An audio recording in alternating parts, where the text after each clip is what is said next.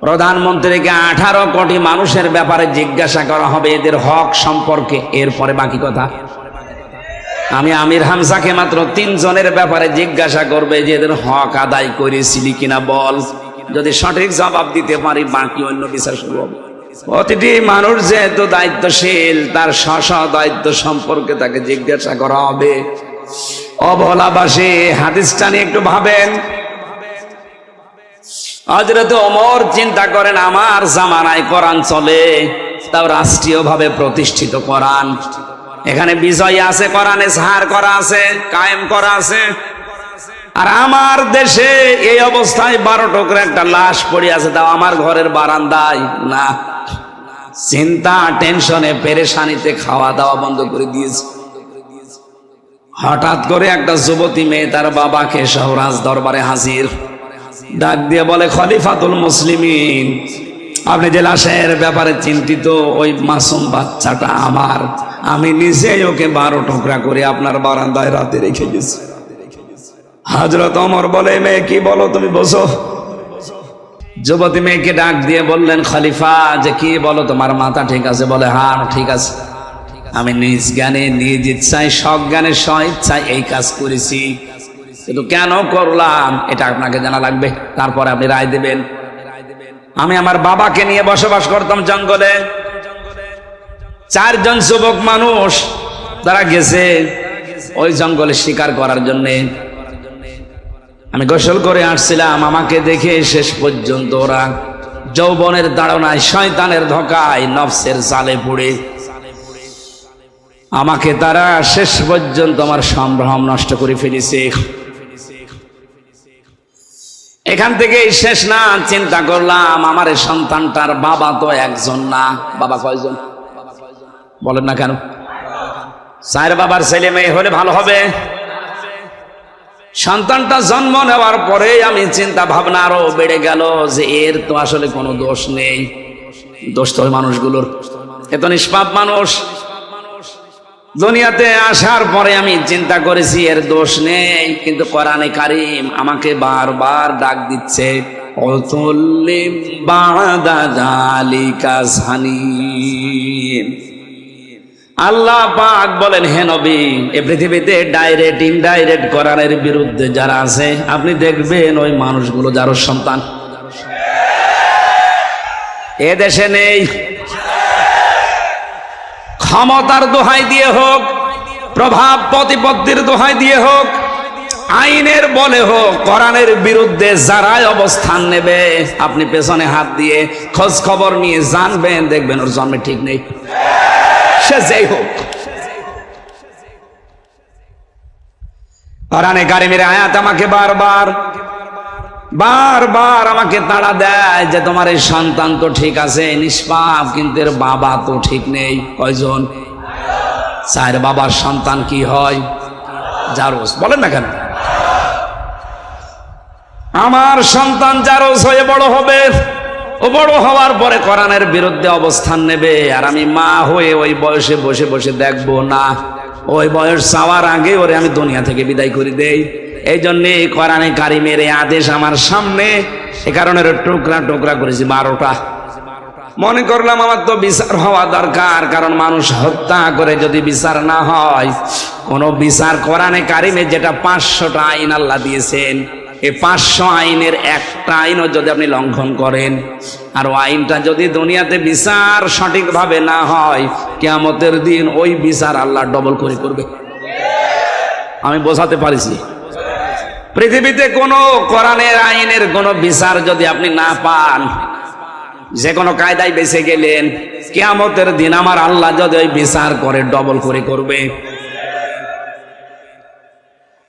আর কোরআনে কারীমের 500 আইন এর বিরুদ্ধে অবস্থান নিয়ে পৃথিবীর জমিনে যদি আপনি কিছু করে থাকেন, কোরআনের আয়াতের ব্যাখ্যায় তাফসিরে আমি পড়েছি 2টা শাস্তি আপনাকে আল্লাহ দুনিয়ায় দেবেই।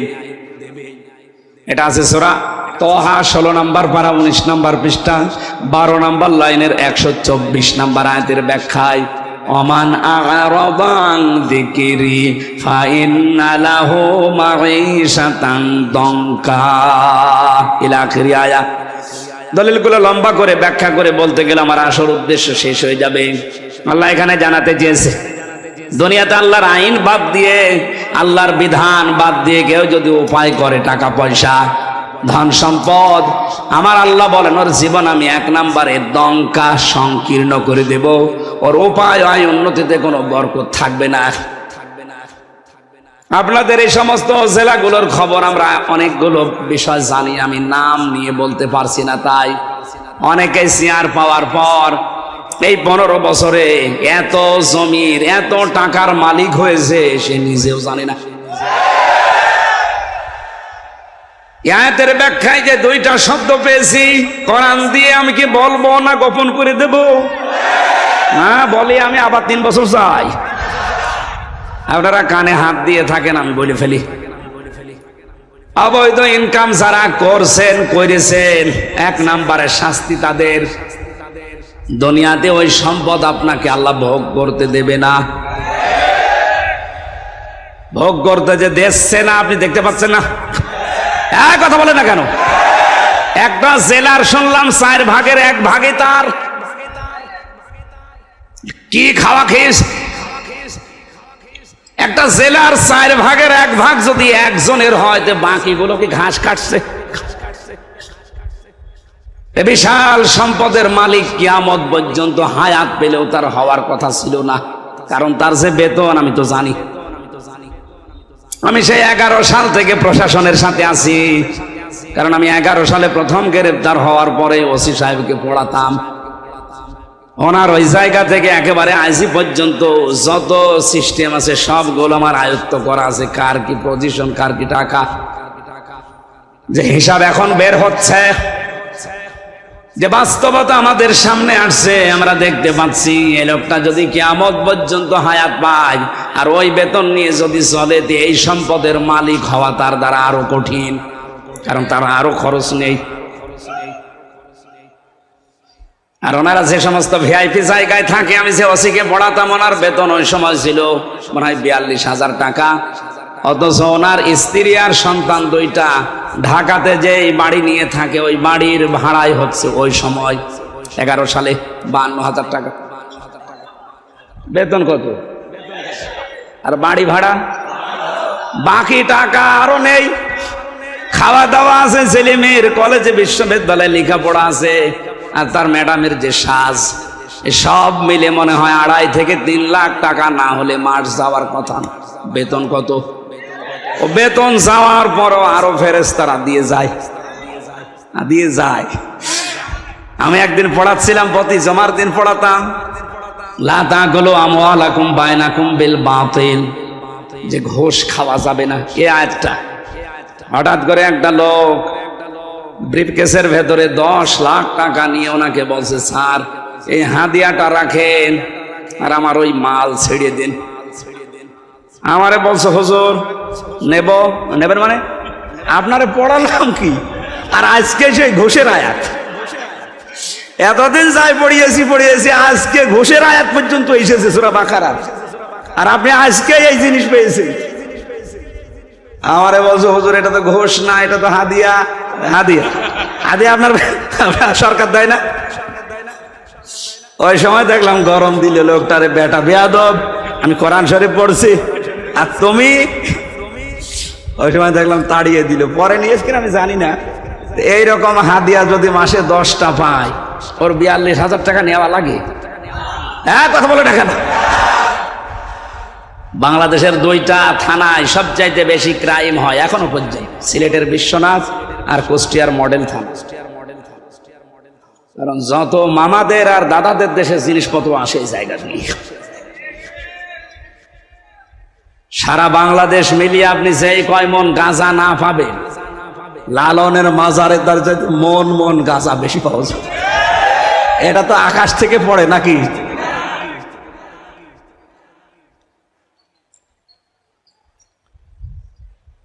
এই জন্য ওনার যে বেতন আছে, ওনার তো সংসার আছে, ছেলে মেয়ে আছে, স্ত্রী আছে, মা বাবা আছে, সব খরচ মিটিয়ে তারপরে তো আপনি জমি কিনবেন। পাবেন কোথায়? পাবেন না। এই জন্যই বলছি কিয়ামত পর্যন্ত হায়াত পেলেও আপনি ওই জায়গায় যেতে পারেন না। তারপরও যখন গিয়েছেন, আয়াতের বাস্তবতা দেখেন, দুনিয়াতে আল্লাহ সেই সম্পদ তাকে ভোগ করতে দিচ্ছে না। এই কথা বলা লাগবে। আমি কি ১৫০০ বছর আগের ওয়াজ করছি? ২-৩ দিন আগের। বাকি দুনিয়াতে আল্লাহ এমন একটা চরম শাস্তির ভেতরে আপনাকে ফেলবে, যেটা দেখে দুনিয়া আটকে উঠবে, যেটা ঝিনাইদার একজনের ব্যাপারে আমরা দেখলাম। আরো আসতে বলেন। সারা বাংলাদেশ না পৃথিবী হতভম্ব হয়ে গেছে। এ মহিলা তো 12 টুকরা করেছিল, আর ওর লাশ যে কত টুকরা টুকরা হয়েছে এখনো পর্যন্ত কোনো খোঁজ নেই। ছেলেমেয়েরা প্রতিদিন হায় হতাশ করছে, কান্নাকাটিতে, এক টুকরা লাশ অন্তত দেন, একটু জানাজা পড়ি। আজকে ইন্টারনেটে দেখলাম কলকাতায় একটা সড়ক গাছের সাথে 2টা বিসি ঝুলিয়ে রেখে বলছে এটা অমকের বিসি। কোথায় নামিয়েছে চিন্তা করেছেন? বিসি যদি ওর না, ওটা মনে হয় ছাগলের বিসি হবে, কারণ যে সাইজ দেখলাম ওটা ওর বেশি হওয়ার কথা না, ওটা কোনো ছাগলের বেশি হবে। গাছের সাথে ঝুলিয়ে নিচে লিখে দিয়েছে অমকের বেশি। পৃথিবী আটকে উঠেছে। আমার তো মনে হচ্ছে ১৫০০ বছর আগে আয়াতে আল্লাহ যা বলেছে, এই ২০২৪ সালের এই মে মাসের ২৯ তারিখে আমরা ১০০ ভাগ খাপের খাপ মমতাজের বাপ মিলে গেছে। এই জন্য অবৈধ ইনকামে যারা আছেন থামেন। সে প্রভাব প্রতিপত্তির কারণে হোক, ক্ষমতার কারণে হোক, আইনের কারণে হোক, চেয়ারের কারণে হোক, যেখানে আছেন ওই জায়গায় থামেন। ১ নম্বরে আপনি জীবনে ওই অবৈধ সম্পদ ভোগ করতে পারবেন না, আর এমন চরম শাস্তির ভেতরে পড়বেন দুনিয়া আটকে উঠবে। আল্লাহ এদেরকে বোঝার তৌফিক দাও, বলে না আমিন। জানি ওদের মগজে কথা ঢুকবে না, কারণ খতামাল্লাহু আলা কুলুবিহিম, কলবের উপর আল্লাহ মোহর মেরে দিয়েছে। আবু জাহেল যেদিন মারা যাচ্ছিল, আব্দুল্লাহ ইবনে মাসউদ রাদিয়াল্লাহু তাআলা আনহু তার বুকের উপরে বসার পরে যখন ছুরি চালাবে গলার উপরে, ডাক দিয়ে বলে তুই কে? কে মানে? আমি ইবনে মাসউদ। কোন মাসউদ? বলে আমাকে একটা চড় দিয়ে আমার ডান কান তুমি কালা করে দিয়েছিলে, নষ্ট করে দিয়েছিলে কোরআনে কারীমের সূরা রহমান পড়ার কারণে। সূরা রহমান যেদিন নাজিল হয়, ওই দিন বিশ্ব নবী ডাক দিয়ে বললেন, সাহাবীরা কে পারবে তোমরা রহমান তেলাওয়াত করতে? ইবনে মাসউদ দৌড় দিয়ে এসে বলেছিলেন, হে রাসূল আমার একটু অনুমতি দেন, আমি একটু তেলাওয়াত করে শোনাই। উনি কাবার চত্বরে উচ্চ কণ্ঠে আয়াতটা পড়েছিলেন, আর রহমানু আল্লামাল কোরআন খালাকাল ইনসানা আল্লামাহুল বায়ান। তেলাওয়াত শেষ হতে না হতে আবু জাহেল দৌড়িয়ে এসে এমন একটা চড় লাগিয়েছিল এই কানের উপরে, কান দিয়ে রক্ত বের হওয়ার পরে কানটা ওই যে নষ্ট হয়েছে, আর কোনোদিন উনি কানে শুনতে পাননি। ইবনে মাসউদ রাসূলের কাছে এসে কান দিয়ে রক্ত ঝরছে এটা দেখালেন। নবীজি ওই দিন কাঁদছিলেন, হযরত ইবনে মাসউদও কাঁদছিলেন। জিবরাইল এসে তাদের কান্নার মাঝে এসে মন খারাপ করে একটু কেঁদেছিলেন। এই লোকটা যেদিন মারা যায়, ইবনে মাসউদ রাদিয়াল্লাহু তাআলা আনহু তার বুকের উপরে বসলেন, ডাক দিয়ে বলে আমাকে চিনতে পারোনি? সূরা রহমান পড়ার অপরাধে তুমি আমার কান দিয়ে রক্ত পর্যন্ত বের করে দিয়েছিলে, আমি সেই ইবনে মাসউদ। কি করতে চাও? তোমার এই কল্লাটা নবীর কাছে আমি নিয়ে যেতে চাই।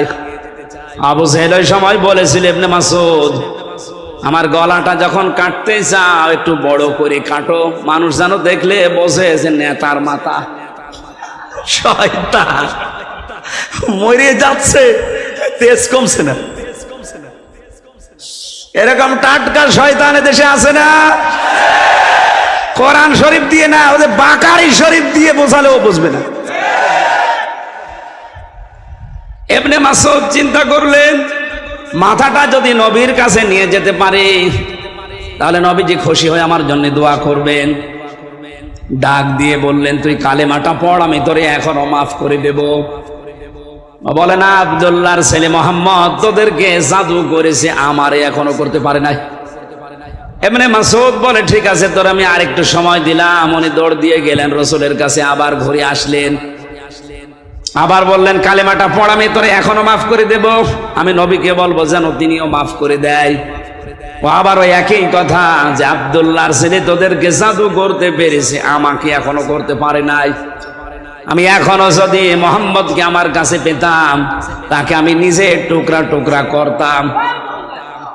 আব্দুল্লাহ ইবনে মাসউদ বলে এবার আর তোরে ছাড় দেওয়া যায় না, এতক্ষণ পর্যন্ত তোরে 3 বার ছাড় দিলাম, তুই আবার আমার নবীর দিকে আঙ্গুল তুলেছিস, তোরে আঙ্গুলও রাখবো না, এ মুখও রাখবো না।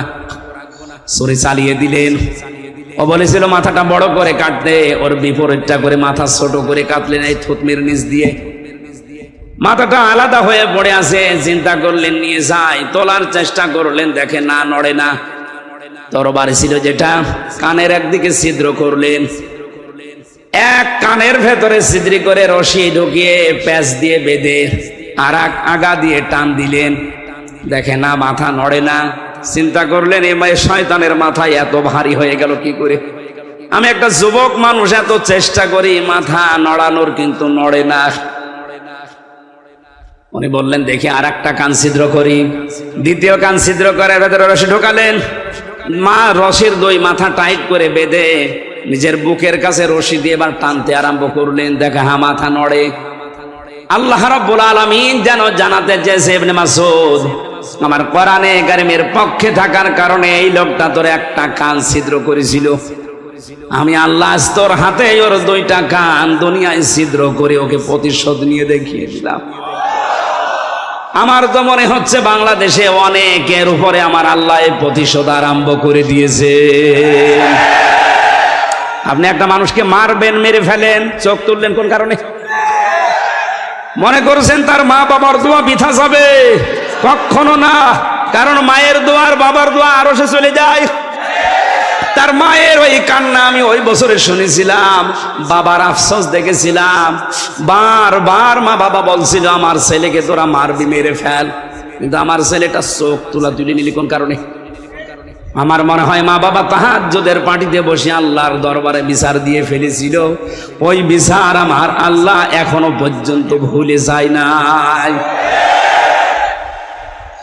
আপনি তার 1 চোখ তুলেছিলেন, 2 চোখ তুলেছিলেন, আপনাকে আল্লাহ এত টুকরা টুকরা করে দুনিয়া থেকে বিদায় দিয়েছে যে জানাজা পড়ানোর জন্য একটা টুকরা এখন পাওয়া যাচ্ছে না।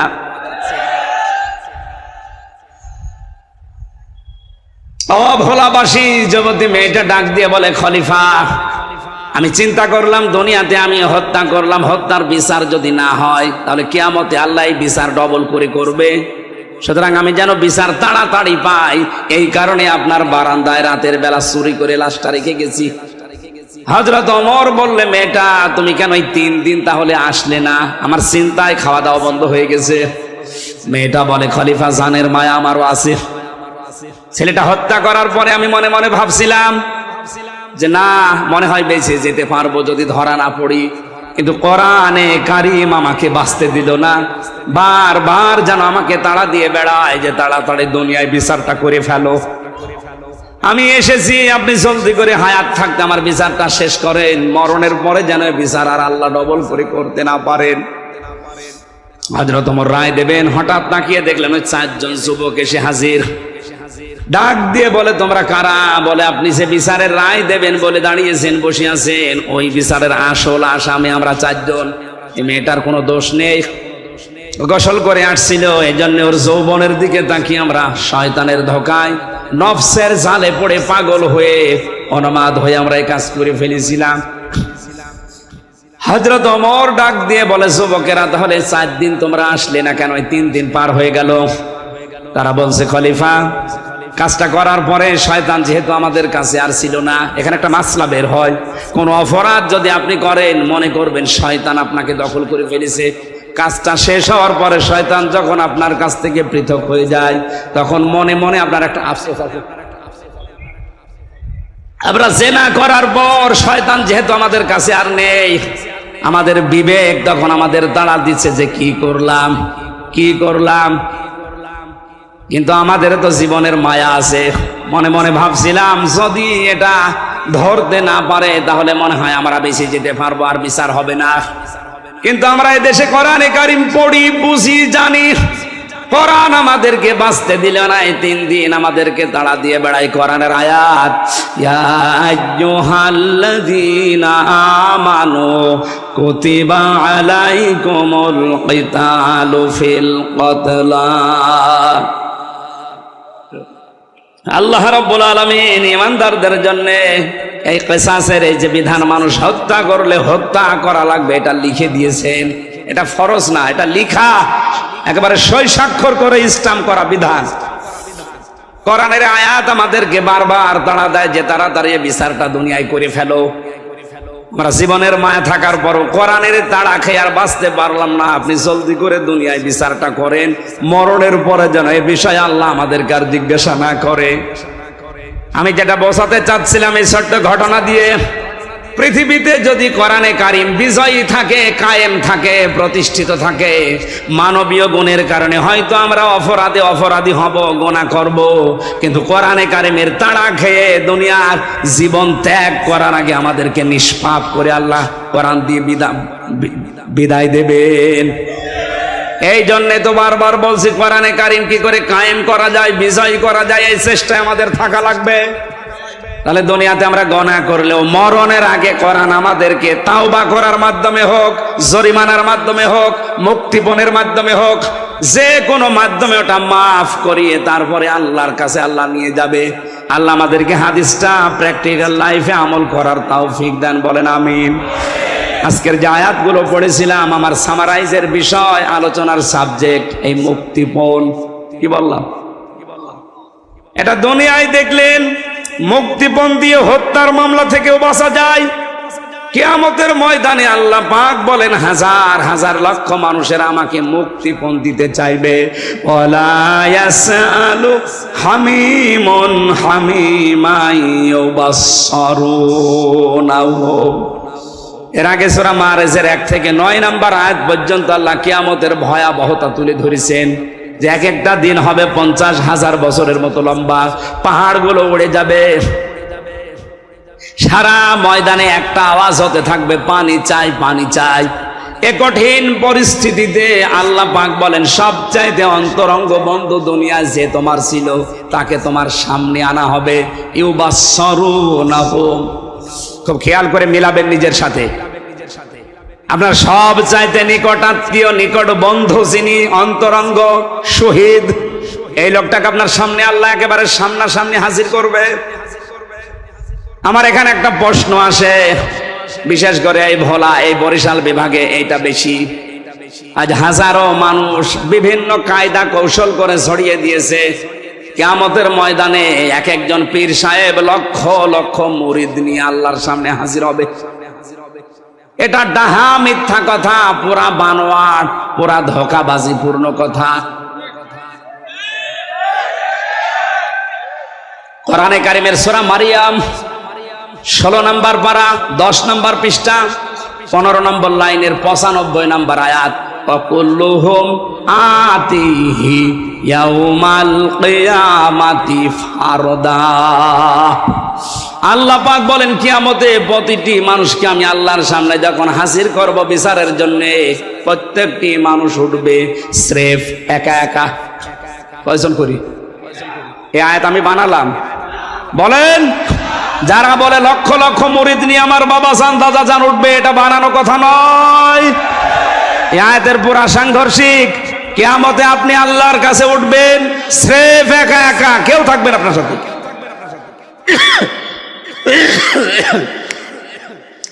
বিচার করার জন্য আল্লাহ নিজের সামনে ডাক দিয়ে প্রথমে ডাকবে আপনাকে, এরপরে বলবে তোর বন্ধুকে নিয়ে আসলাম এই যে সামনে, জিজ্ঞাসা কর।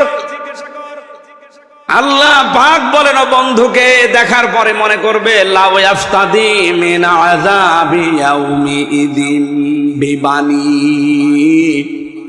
এ কঠিন পরিস্থিতি দেখে, যেখানে যুবতী মেয়েদের গর্ভ অবস্থায় যদি থাকে লজ্জায় স্থান লাগবে না, পেট ফেটে সন্তান বের হয়ে যাবে, জমিন পুড়ে তামা হয়ে যাবে, মাথার মগজ টকবক করে ফুটতে আছে।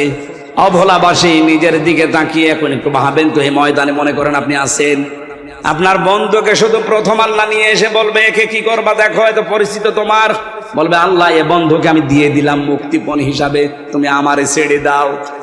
আল্লাহ বলেন হবে না। দ্বিতীয় নম্বর বলবে আমার সন্তানকে আমি দিয়ে দিলাম। কোন সন্তান? যেটা নিজের জীবনের চাইতে মানুষ বেশি ভালোবাসে। আজকে ইন্টারনেটে দেখেছেন এই যে কোন এলাকায় যেন দেখলাম ঝড়ে লন্ডভন্ড হয়ে সন্তান সহ উড়ে চলে যাচ্ছে, মা তার ছোট্ট 3 বছরের মেয়েকে কোলের ভেতরে নিয়ে মা নিজে মারা গেছে, তো সন্তানটার উপরে ছাউনি দিয়ে সন্তানটা বাঁচিয়ে রেখেছে। এই কঠিন পরিস্থিতিতেও নিজের সন্তানকে যে মা বাঁচিয়ে দেয়, আল্লাহ বলেন কিয়ামতের দিন এই সন্তান পর্যন্ত ওই মহিলা বলবে আল্লাহ মুক্তিপণ দিয়ে দিলাম। বলাবাসে এই আয়াতটা আমি বাস্তব জীবনে উপলব্ধি করেছি। আমার ছোট মেয়েটা নিয়ে ফারিহা জান্নাতকে ওকে কক্সবাজার নিয়ে গিয়েছিলাম জেল থেকে বের হওয়ার পর, যখন ওই বালি নিয়ে খেলা করছিল সমুদ্র সৈকতে, ওর ওপর এমন একটা আবেগ, এমন একটা মায়া তৈরি করে দিয়েছে আমার আল্লাহ। আমার মনে মনে ওর খেলা দেখে মনে হচ্ছিল যদি বাংলাদেশ কেউ আমাকে লিখে দেয় যে দিয়ে দিলাম ভাই ফারিহাকে মেরে ফেলো, আমার সম্ভব না। কারণ ওর 1 বছর রেখে গিয়েছিলাম ছেলে, এখন ওর 4 বছর বয়স।